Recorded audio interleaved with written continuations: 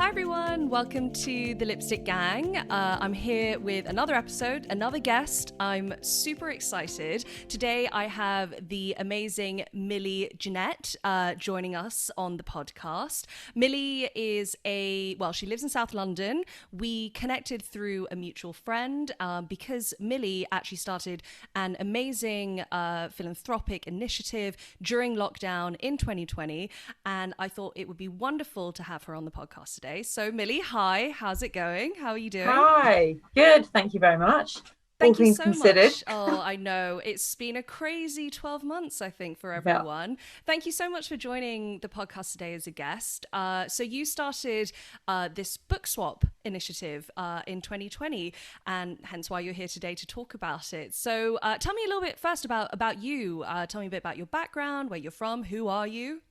sure. So background-wise, I am a country girl at heart that has fallen into the trap of London has caught me. My boyfriend and I originally moved as kind of a tick box 1 year, and 7 years later have a flat, and we're not going anywhere. And then in terms of my background, I studied criminology, and then went on to do something completely different. So for my sins was in recruitment for a couple of years, subsequently sales, and now have just started working for an amazing charity called UK Youth, which I am loving. That's amazing. And that's very funny because I study criminology as well at university. So that's a Small weird world. synergy here. Yeah, very, very small world. And also, like you, went in a completely different path from what I thought or what my parents thought I was going to go into when I was studying that. Amazing. So yeah, you're based in London now, and we have you on the podcast really to talk about this incredible, I guess, initiative that you started just from a passion project really, or a passion project that's grown to quite an amazing size now. So you started something called the South London Book Swap during the first lockdown in 2020. Can you tell me a little bit about why you started? Well, first off, actually, what is the South London Book Swap? What is it? Sure. It's worth mentioning. It still feels so surreal that it's got so big and big enough to be in this situation. It's amazing. So originally, I during the first lockdown, I, like many people, I discovered really struggled with the lack of purpose and also the pressure of everybody saying, "Oh, what are you going to do to make your time productive on furlough?" So I was furloughed very quickly Mm. into April, and I really struggled with it. And a friend of mine who lives in China, he just said, "Take some time, chill out, read some books." And I took his advice, and I was burning through books, and I bought a couple, and it just became so obvious it was not going to be sustainable throughout lockdown. And having spoken to some friends and done some swapping, I realized there were lots of other people in the same boat. So I just went on Facebook, found my local kind of coronavirus groups, and posted all the books that I had available for swap, and said I'd deliver them as my daily exercise. And within 24 hours, all 20 of them had just flown off the shelves, and there were people kind of asking to borrow them afterwards as well. So it made me think that there was probably a need beyond that.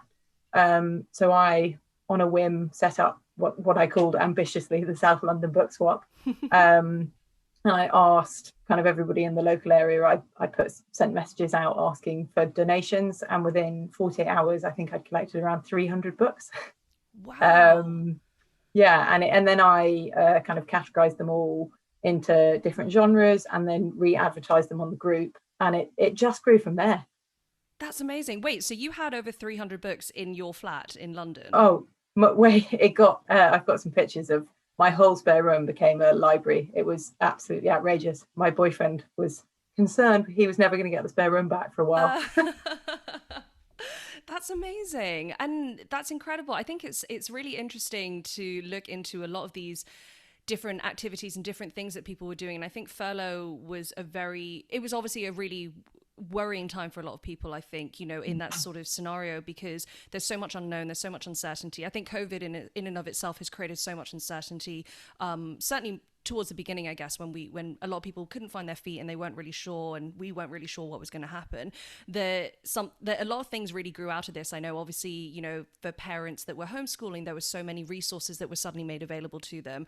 You know, for people who were, maybe doing charity work or you know, wanted to help others and wanted to help the community, they found ways to do that on a very grassroots level, which really sounds like this really took off from a grassroots perspective. Yeah, absolutely. I think it's one of the things I looked for volunteering opportunities at the beginning of lockdown, but it felt like the whole of London woke up and decided we were all actually quite nice people.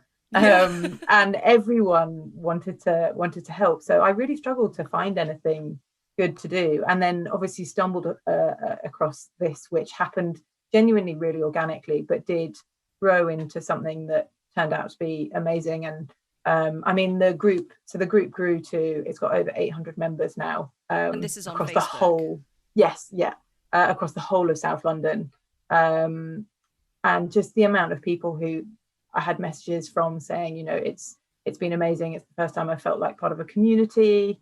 You know, it's been so nice connecting with other people who have similar interests. And, you know, just feeling like you've done something worthwhile by donating your books and kind of giving them a new lease of life. Which has been amazing. And then when the group got so big, it was literally sprawled across the whole of South London.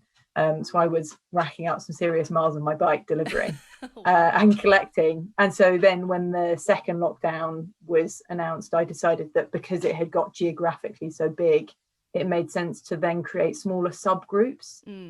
So there are now 10 smaller, tighter geographical subgroups. The most successful is the one in Tooting. That's where I'm based, so unsurprising. But yeah, and so that now self-runs. I don't have to run it because I'm back at work. So yeah, it's great. It's transitioned from something that I kind of single-handedly ran to something that now is just a collective of 400 people around Tooting that completely self-manages, which is amazing. That's incredible. So if we rewind a little bit back to when it first started, so you set up this group on Facebook, and how did you get the word out? How did you start, you know, not necessarily recruiting, but getting the word out to people in the local area that, hey, listen, if you have books to donate, or if you're wanting to get into reading, that you can take part in the book swap. How did you first start getting people and getting members involved? Yeah, of course. So it was initially the Balham and the Tooting coronavirus response groups, and then a little bit on Nextdoor, and it grew quite quickly just from those kind of referrals and word of mouth. And then I was approached. It's still crazy thinking back at this. I was approached by Humans of London, who wanted to feature me in the book swap, which was awesome. And that subsequently, a ton of people joined off the back of that. And then all of this is mind-blowing. Sadiq Khan picked up that Humans of London post and reshared it and kind of personally commended me. So that then brought some more people in. And then finally, icing on the cake was actually featured in The Guardian as well. So after the Guardian feature, it went mad. God, the power of social media, eh? Yeah. Wow, it's so wonderful and uplifting to hear stories like yours where something like social has been used to such positive results and in such a positive way. I think most millennials, most people our age, I think especially our generation as well, there's such a love-hate relationship with social media, and that it can be really toxic. And from my personal experience, I've definitely gone through the ups and downs, and maybe working in marketing maybe clouds it a little bit as well. Yeah, definitely. It's so uplifting to hear such a positive outcome come out of that. And so how did it work? So you say now that it's pretty self-sufficient in terms of it running itself, but right from the beginning, it obviously wasn't that way, and you were the one actually picking up and delivering these books. So talk me through how that worked. Like, I mean, how far were you traveling? How far did you go? What was the process like? Did people DM you directly to say, hey, listen, I've got a stack of books, please come pick them up? How did that work? So it was initially, I have to admit, I try not to use the car, but initially, because there were so many books to collect from people, they were donating such large numbers, I did the first collections by car. So I did one kind of couple of hour trip where I went around collecting them all, and that was the initial 300 books, which I then, as I said, just to make it easy for the users, I then sorted them all into genres, so that when I then reposted them on the group, it was easy for people to kind of pick and choose what genres they were most interested in. Wow. It became almost more than a full-time job, which I'm so grateful for, because it was a great kind of filler of the time. So yeah, and then I would photograph all of them once they'd been categorized, and then upload them onto the group. And it was all done on a first come first serve basis. So I would post all the new availability every week, roughly around the same time, so people knew when to expect it. And when it grew, it became so competitive. Like within kind of an hour, there'd be 100 comments of people requesting books. So it was amazing how many people got involved. And then I would sort through all of the comments and kind of then privately message and say, are you able to collect, or would you like me to deliver? And so a lot of people who were shielding, for example, I'd then arrange delivery. And then it was a constant cycle of kind of organizing new collections and donations for the following weeks, and delivering what had been taken. Oh my gosh, you were basically a one-woman delivery provider / social worker / librarian. That's incredible. Yeah, definitely sounds like it would have filled up a lot of your time while you were on furlough. Yeah. Did you ever kind of see any of the books that you collected and thought, oh, actually, I want to read a couple of them? Did you ever sort of save a few for yourself first time around? So I actually really barely ever did that, because it was just not fair, and it wasn't the point of it. I had quite a few friends who would message saying, oh, can you keep an eye out for, this book? And I always said no, because it's not fair, and that's not why people were donating them. There were a couple of instances where I said, would you mind if I read it quickly over the next week and then put it back into the swap? But yeah, most of the time I really tried to avoid that, because I didn't feel like it was very fair. Yeah, no, I mean, that's absolutely fair enough. And I mean, kudos to you for being so honest about that and just keeping it such an honest initiative as well. That's great. Yeah. So in terms of, how many members are there now in the book swap, in the book swap group? So there are, I think, just over 800, I think about 815 now in the main book swap group, but it grows daily. There are kind of new requests every day, which is amazing. I don't know how people are still hearing about it. That's amazing. Well, hopefully through this podcast, we'll get a lot more people involved as well. That would be incredible. So in terms of, do you vet everyone that comes into the group? How does it work from sort of an admin perspective? Because obviously you said you are working full time now. You do have you have a full time job. So, it's obviously not as involved by the sounds of it as it was when you first started, simply because it's grown to the way it has. So how does it work from, I guess, an admin perspective? Yeah, so there are literally a couple of admin questions, just to kind of see where people have heard about it from.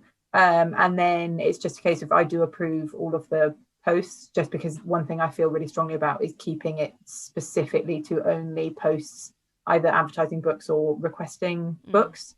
Otherwise the traffic, it just becomes too much, and it becomes a real pain to be a member of the group. So it might be worth actually explaining how it runs now, how it self-manages, and definitely. How I've kind of transitioned it, because I did look at when it was all when I was still on furlough, but I knew I was coming to the end of it. I really wanted to try and create something long lasting, and so I looked at kind of potentially building a platform, possibly an app or a website, but unfortunately the costs associated with that were astronomical, and just not something that I could fund. So instead I kind of went back and looked at how I could make it self-run.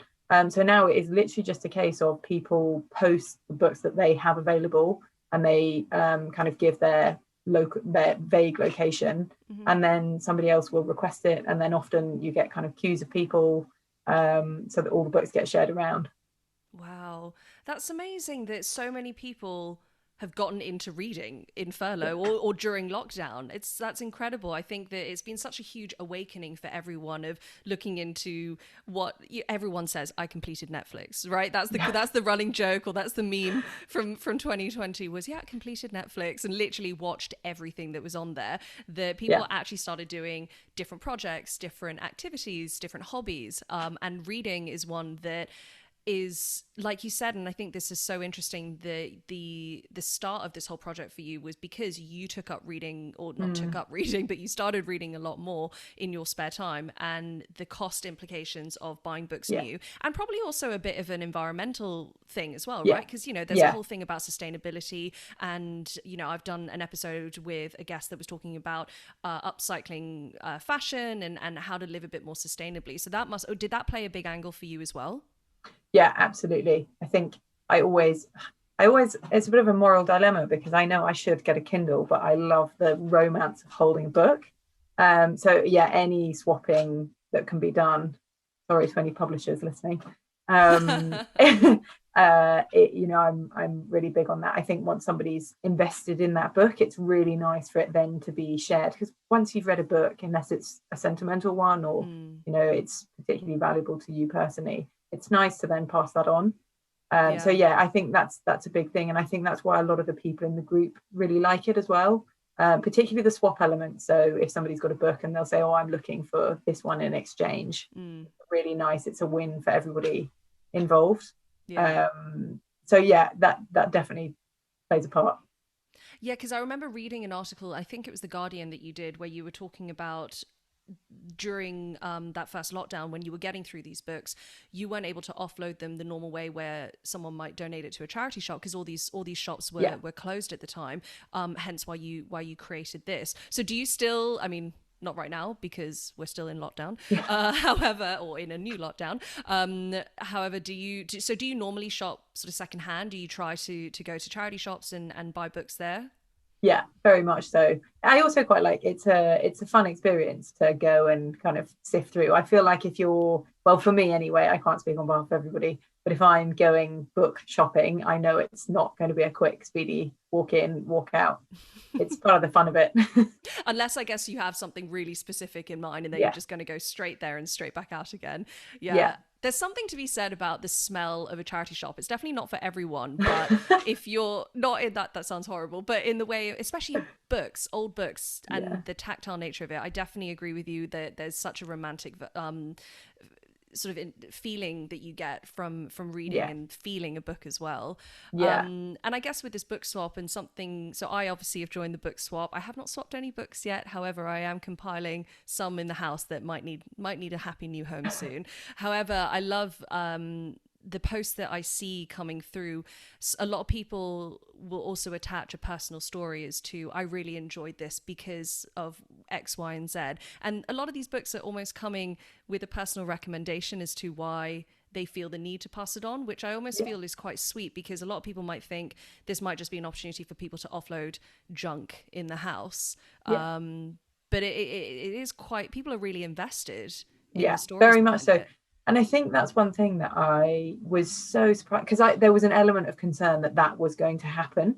But honestly, it really didn't. Like, the quality of books and how new they are has been amazing.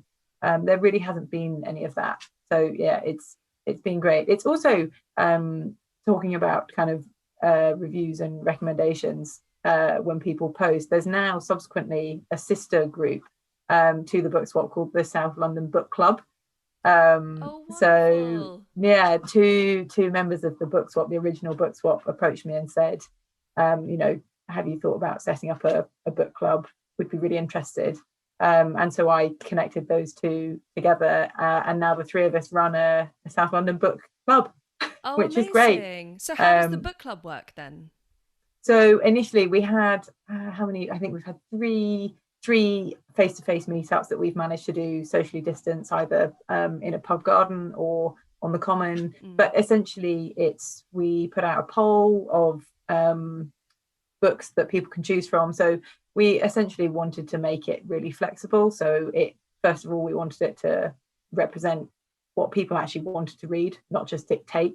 And second of all, you know, we're all busy. It's that knowing of there is no obligation if you've had a stressful day at work or you don't fancy it this week, so you can dip in and out. So it's basically just a very flexible group, and I think it's been one of the feedback's been it's so nice to meet people locally. I think with one thing that I've really learned through not just the book club, but also the book swap more broadly, is how much we're all relying on local connection. And I think for some of us, that's not necessarily something that we had before lockdown. A lot of our friends live in other parts of London, which aren't particularly accessible right now. So it's a really nice way of connecting people locally, who otherwise wouldn't necessarily have been connected. I think that's one of the things that I'm most proud of about it. And kind of as a consequence of setting it up, it's been amazing to see that happen. Yeah, and you should be proud. That's such a wonderful gift to give people the opportunity to find that togetherness and still be social and get that human connection through something that is actually quite beneficial. You know, there is so much science into how reading benefits everyone's mental health, and through your mental health, your physical well-being, and it's also interconnected as well. So yeah, you should absolutely be proud of that. That's such a wonderful gift that you've given people. So actually on that, then you obviously have met people through this book swap. Do you have any sort of funny stories or best moments that you've sort of that have happened to you, or any characters that you've met through this book swap that you'd care to share? There are so many. I think the first thing just to mention is, and this sounds a bit naff, but just how many great people I've met. I obviously didn't expect all the people living in South London to be dreadful, but it's really been eye-opening how many amazing people there are that you just don't get the chance to speak to or connect with on a day-to-day basis. It's very hard to just walk over to somebody in a park or a coffee shop and say, "You look cool.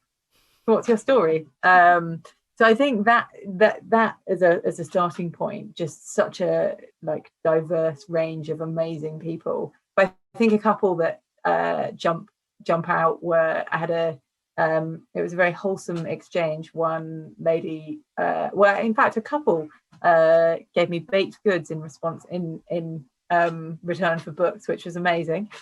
home baked goods. Yeah. Another guy gave me wine vouchers, which was incredible. Amazing. So I think one of them, I can't remember if it was when we hit 500 or 1,000 books rehomed, but one of them was that time. So I specifically bought a bottle to celebrate. There was another lady who I was meeting on her way home from work, and she was on a bus and it was pouring with rain. So instead of getting off, she ran to the front of the bus.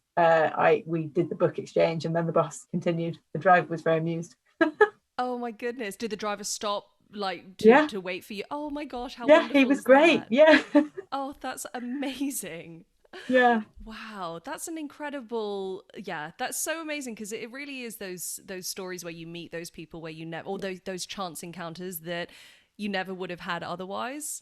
And I mean, and in a world where we're not really meeting new people very often nowadays as well, it's kind of, it's important to hold on to those moments. Absolutely. And the wine vouchers, what a result. Yeah, I know, it was great. And then I guess the others that were quite special, a lady got in touch who worked at a youth hostel or a hostel in Vauxhall.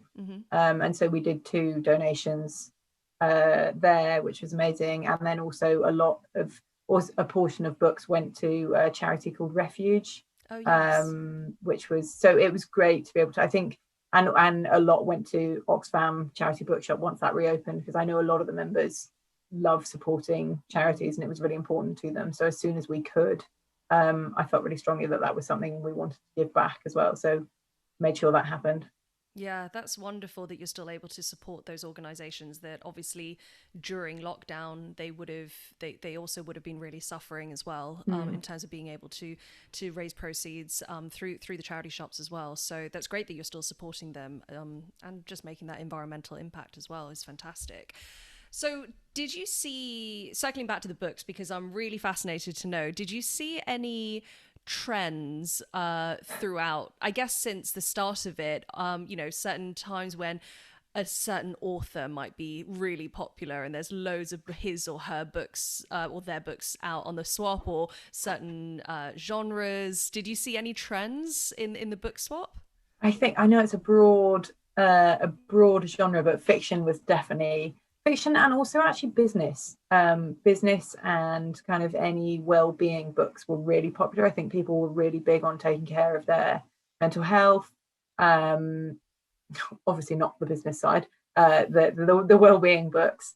But anything, I think all the new fiction went like hotcakes or anything. So we had a couple of copies of Queenie in Girl, Woman, Other, and it was obviously kind of very prevalent. It was around Black Lives Matter protests. So anything, within that space was really popular, and it was amazing to see so many kind of recent books come in. So yeah, it was great, but it was such a broad range. There was everything from that sort of books to Alan Titchmarsh gardening books, to Spanish Bibles, to not Bibles, sorry, dictionaries. Right. Yeah, so it was really broad. Gosh. Yeah, I was looking the other day and I was seeing a lot of people offloading travel books like Lonely Planet guides, and I was just laughing to myself thinking, oh, those are not going to be used very soon. Yeah, I know. We did actually, there were quite a few Lonely Planets, and they did go out. It was quite nice. They recirculated a lot, so people would take them for a week and then give them back. And so That's they kind of nice. came in and back out. A lot of books that happened. So Yeah, I was going to ask actually, do you get a lot of books that seem to be continuously re-entering the swap?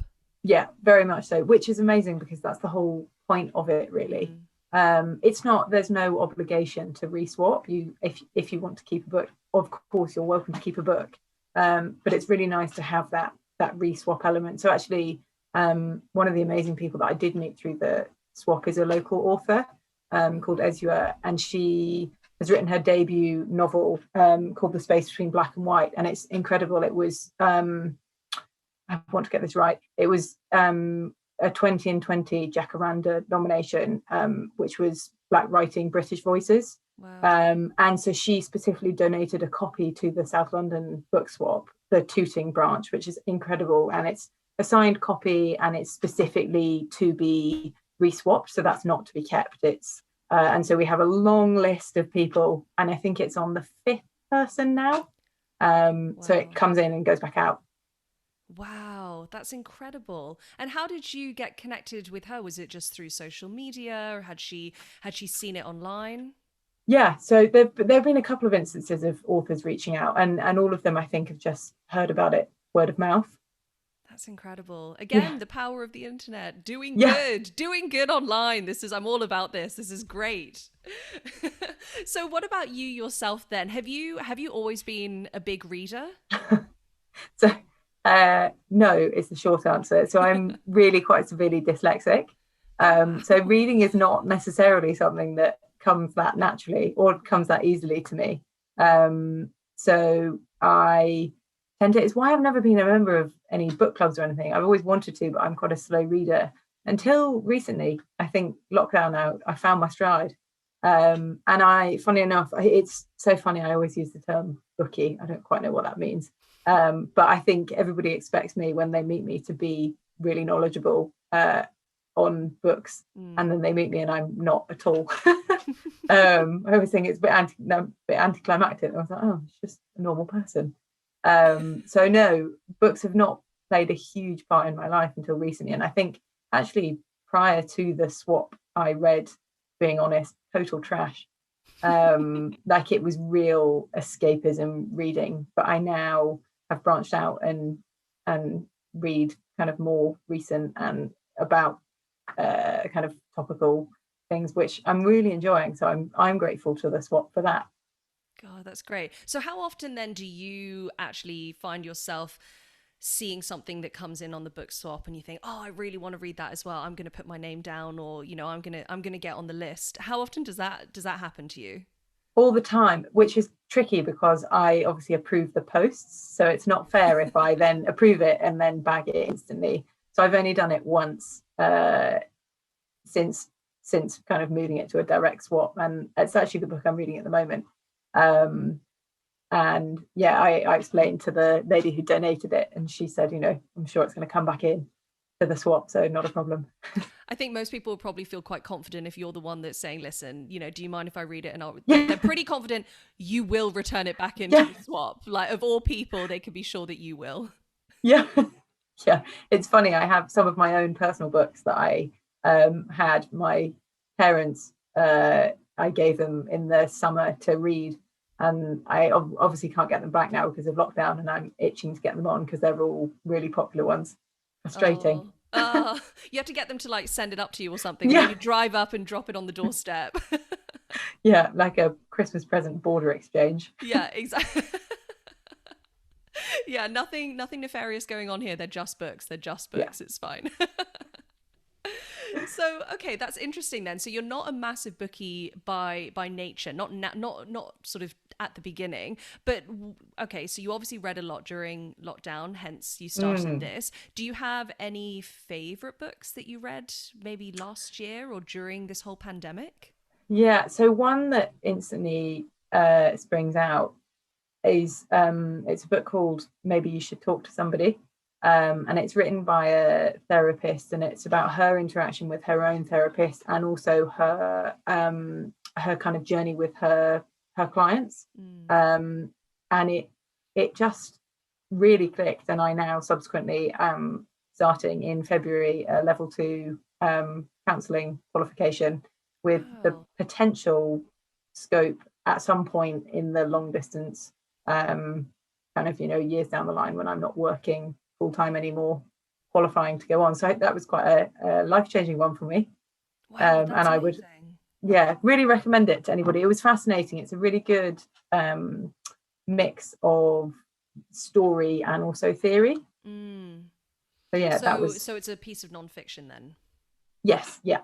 Wow, incredible. I need to get back on it with my reading. I think every year I always make a New Year's resolution of saying, one book a month. Surely one book a month should just be easy enough to handle. And I might get a month and a half in, and I always fail every single year. It's horrendous. And I'm quite guilty of holding on to books most of the time because I think maybe this is why, because I don't commit to reading that often, that when I do commit, it's something that I know I'm going to enjoy, or I know that it's going to mean a lot to me and be really significant. So then when I have that, I'm like, no, I need to hold on to that. It's like a little sort of security blanket in book form. I need to have that on my shelf so I can refer back to it at any time if I need to. Yeah, no, absolutely. And that actually I was almost putting off reading because I didn't want it to end. Oh, I love those times when you just get completely lost in a book as well. So you already mentioned that you were getting quite a lot of groundswell just quite organically from starting this book swap. A lot of people featuring you and tagging, and I guess getting involved in the book swap itself. But you also mentioned being featured in Humans of London. That's incredible. How did that happen? Yeah, it was amazing. I think one of the ladies who is involved in Humans of London actually lives in Tooting, and saw it and then flagged it. I think they were, when they approached me, they said they were looking for kind of inspirational, positive stories during the pandemic. And yeah, it was so surreal reading the reach out initial message asking to kind of do a piece on me. And so yeah, it went from there. And then it got covered by Sadiq Khan. So anyone who's listening who isn't aware, Sadiq Khan is the mayor of London. He is also a Tooting native. He's from Tooting originally as well. Obviously very proud of his roots. That must have been a pinch me moment. It was, honestly, I remember exactly. My boyfriend and I, we were having like a lazy Saturday morning, and I got a text from the lady who runs Humans of London saying, oh my goodness, with a screenshot of Sadiq Khan. I mean, when we say Sadiq Khan, I'm sure it was his PR team, but still. And yeah, with a screenshot of him resharing and kind of actually mentioning me personally by name. I can't remember what it said. It was something around like how we can make a positive influence like Millie. And then he shared the story, which it was amazing. It was a real pinch me moment. That's so wonderful. So do you find, maybe not so much now because we're all kind of trapped indoors, but obviously back in the summer, back in the sort of second half of last year, did you find that when you were out and about, did anyone sort of say, oh, you run that book swap? Did you get any recognition?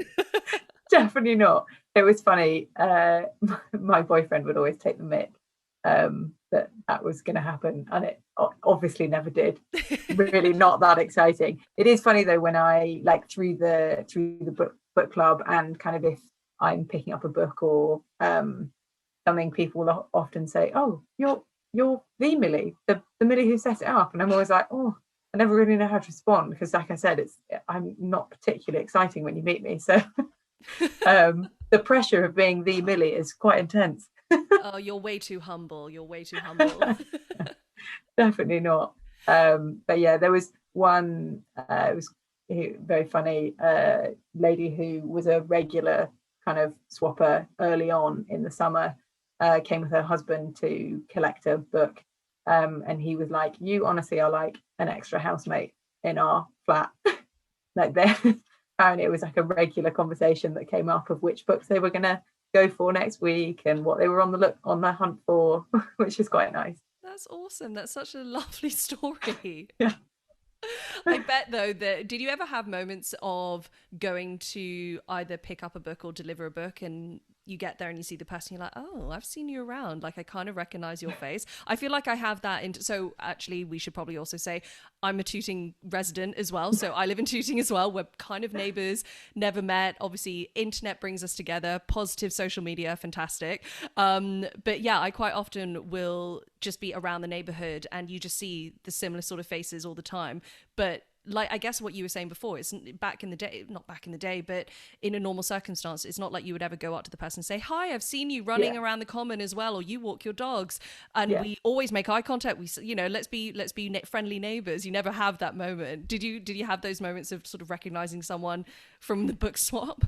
Yeah, definitely. I think I'm very much, if I see somebody I think I might know, I'll always kind of overcompensate and be like, oh, hello, and really smiley.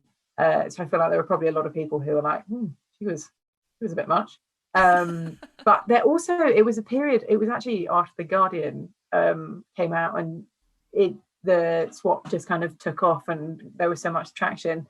But I remember I was walking with my boyfriend, and I think we were having an argument, and I said something, I can't remember even what it was. It wasn't particularly bad, but he was like, you can't say things like that now.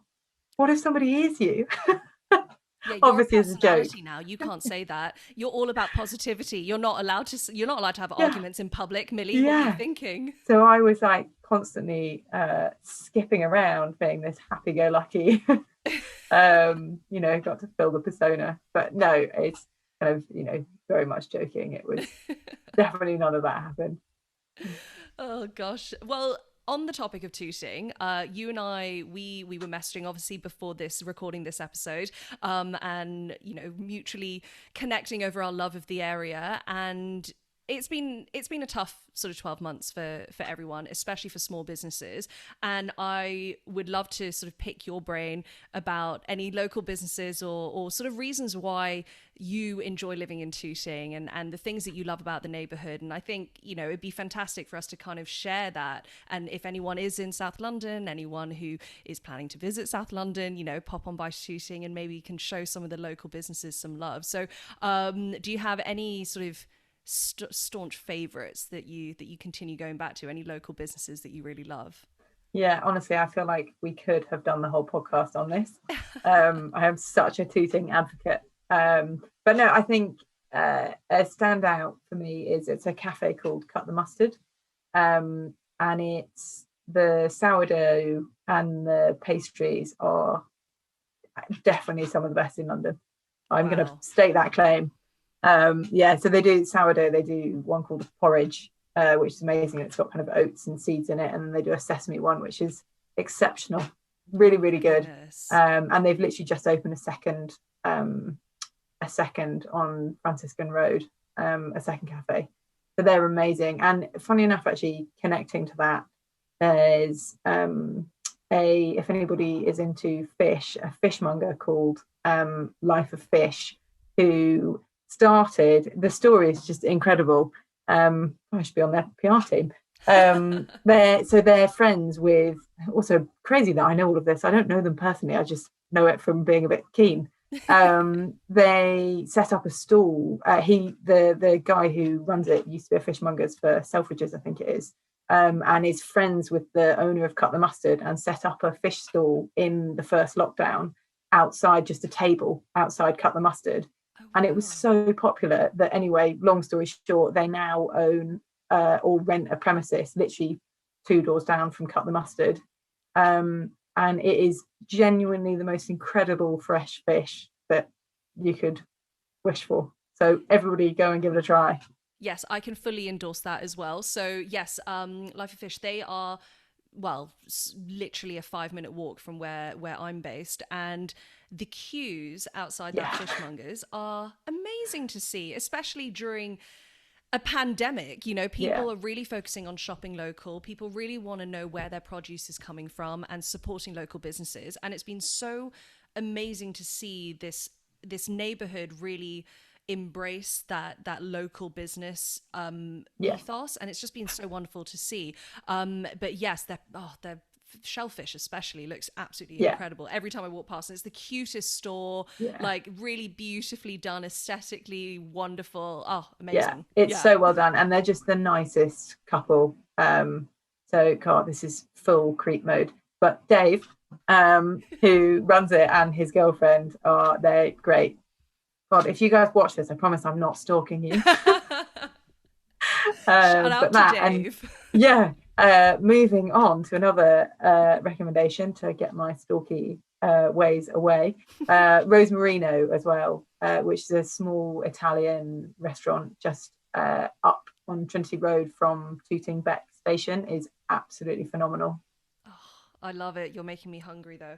Um, so, do you know if any of these local places are open at the moment? Like Cut the Mustard, are they open for like takeaway and stuff? Yeah, Oh, yeah. fantastic. Oh, right. Well, And I think Rose Marino is on Deliveroo as well. And then just everything in the market is great as well. yes, the market is Big fan. incredible. Yeah, it's one of the things I'm missing the most about lockdown. I know, tell me about it. And so, for anyone who doesn't know, Tooting Market and Tooting Broadway Market as well, they are two markets sort of side by side, right by Tooting Broadway Tube Station, and they have amazing independent restaurants, cafes, shops, vinyl record shops in there, as well as butchers, fishmongers, produce, greengrocers. Um, and it's just such a community. It's such a hub. Like, I absolutely love the feeling when you go in there and it's all al fresco, but not al fresco dining because it's technically inside as well. Oh, it's such a great vibe. Here's hoping we can all go outside soon. Yeah, fingers crossed. Oh, well, I mean, those were some pretty epic recommendations, but just in terms of circling back again a little bit to you, I guess, before we close out the episode, you talked obviously about how the book swap has meant so much to so many different people, and you get these wonderful uplifting messages, and it's just a really positive place. And I guess you also mentioned that you're doing your sort of certification for counselling, or you're doing courses. So for you, how has reading helped you during the pandemic? You know, how have books sort of, what has that brought to you during these challenging times? Yeah, I think um, definitely escapism. I think initially when it first hit, it was 100% escapism for me. As I mentioned, I was finding the pressure of oh, what are you going to do to make it productive, and everything like that was a lot. And still continuing now that I'm working again, it's still nice to switch off. I think it's the world that we're living in right now is extremely difficult to switch off from. And for me, it's a great way of doing that. I've spoken to a lot of people who said they've really struggled to read at the moment, and I'm so grateful and fortunate that I'm not one of those people, and have been able to keep it as a release. I also just simply, and this sounds absolutely ridiculous, but while I was furloughed, I obviously wasn't using my brain in the same way that I would normally have been when I was at work. So I felt like when I had periods of where I didn't read, my like vocabulary range was dreadful. And like it was really noticeable as soon as I started reading again. I kind of felt like I was slightly more articulate than I was previously. So I think just keeping my brain active as well it's been That's great. Yeah, there's a great quote that actually is from our mutual friend Tilly, who was also recently on the podcast, where she talks about it more from a physical perspective, but also mental and emotional and spiritual. Where she says, with everything, everything's a muscle, and if you don't use it, you lose it. And I Yeah, feel like that is so accurate for reading and yeah, keeping your brain active and doing things that challenge your ways of thinking and yeah, kind of make those little connections inside your brain that is so important as well. yeah, So absolutely.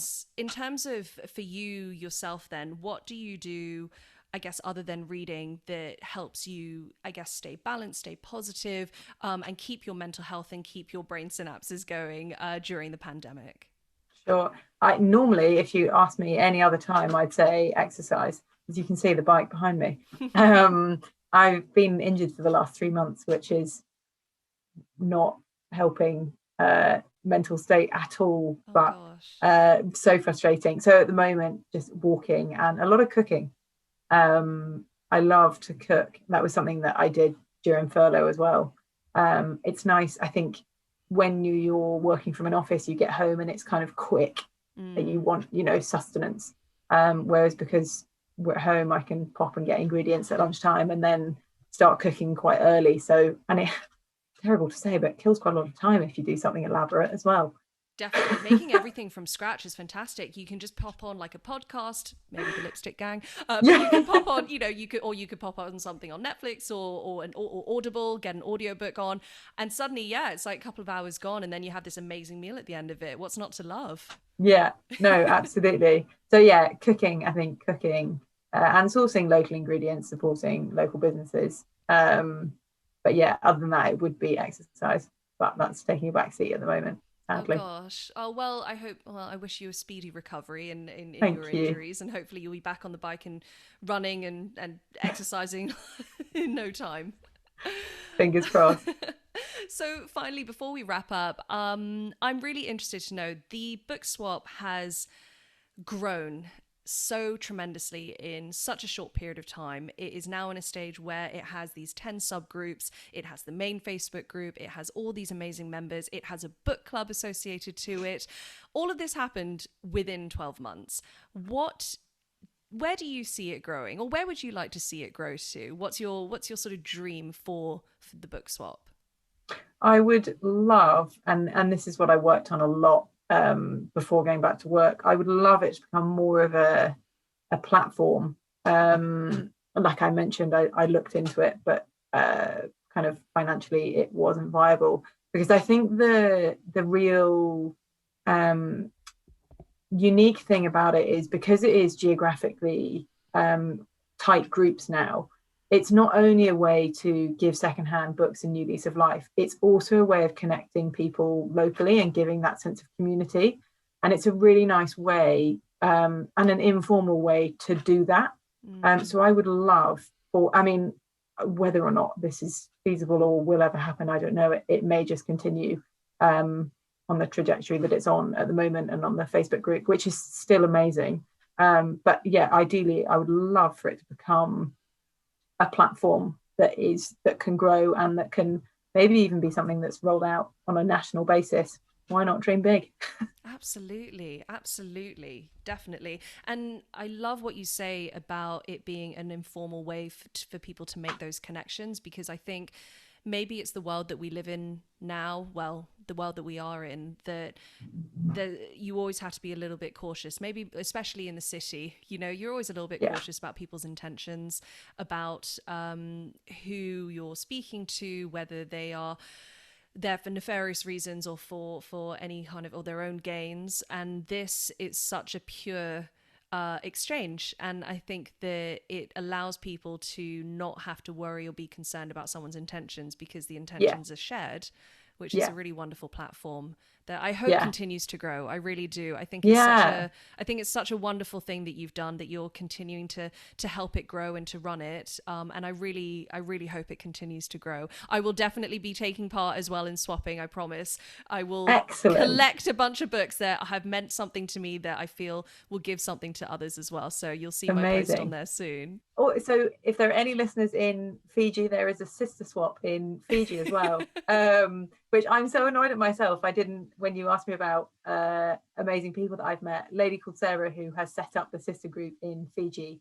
She saw me on Humans of London and reached out to say she was really inspired, and has subsequently set up a group in Fiji, which is doing so well. So it's really cool to know that it's spread across the world. And one of the other members is about to move to Norfolk and is going to set up in Norfolk as well.